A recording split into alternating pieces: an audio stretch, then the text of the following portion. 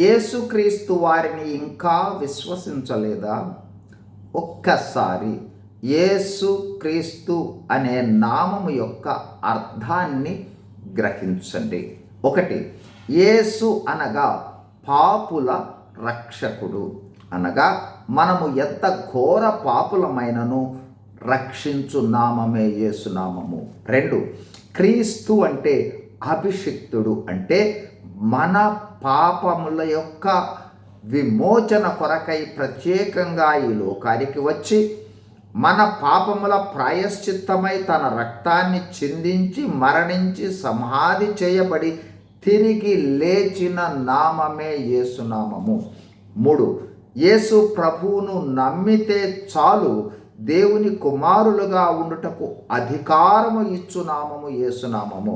నాలుగు, మనకు దేవునికి మధ్యవర్తిగా పనిచేయు నామమే యేసునామము. ఐదు, మనము ప్రార్థిస్తే చాలు మన ప్రార్థనలకు జవాబు రావడానికి సహాయము చేసే నామమే యేసునామము.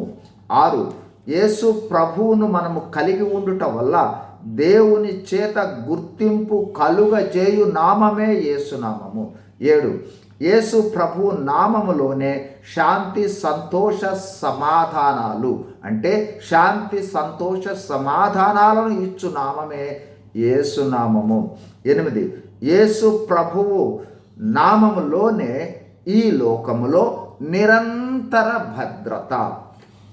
తొమ్మిది, యేసు ప్రభువు వారి ఆత్మను కలిగి ఉంటేనే యేసు ప్రభువు మరలా రెండవ రాకడలో వచ్చినప్పుడు మనము ఎత్తబడతాము, అంటే మనము ఎత్తబడటానికి సహాయము చేయు నామమే యేసునామము.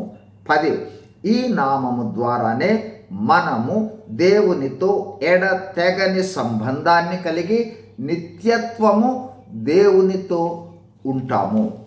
ఈ విధమైన ఆశీర్వాదాలు ఎన్నెన్నో యేసు ప్రభువారి నామములో ఉన్నాయి. ఈ ఆశీర్వాదాలు పొందటానికి కేవలము పాప పశ్చాత్తాపంతో యేసు ప్రభువును విశ్వసించి చిన్న ప్రార్థన, దేవా నన్ను క్షమించి నాకు ఈ ఆశీర్వాదాలన్నీ దయచేయవు అని చిన్న ప్రార్థన చేస్తే ఈ ఆశీర్వాదాలన్నీ మనం పొందుకొనగలము. కేవలము నమ్మిక, కేవలము విశ్వాసం. నమ్మి చూడండి, ఈ ఆశీర్వాదాలన్నీ మీ సొంతమవుతాయి.